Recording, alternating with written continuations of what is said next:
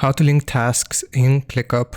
First, we will need to log in into our Clickup account, and then right here we will go to the project for which we want to link tasks. I will use project 1 from the left hand side here as an example. Once we have selected the project itself, you should be able to see all of your different tasks, and here's how we link it. We want to click on the 3 dots next to one of your tasks here that you want linked. And then from this menu here, we will choose dependencies.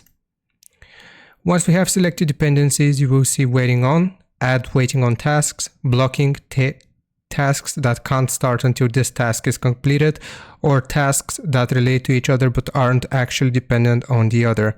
Now here you can choose whichever one you want and whichever one is suitable for your needs. So I will do this one as an example, add link task. So I'll just simply click on it, and here it will load a list of all of our different tasks here from this project that we have loaded.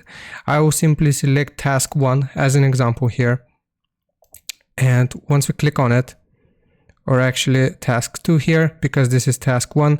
So after I have clicked on task 2, as you can see now, this has added it and it has successfully linked the 2 tasks. So we want to click on done here, and that's how you do it. I hope this helps you out. Leave a like and sub, and I'll see you next time.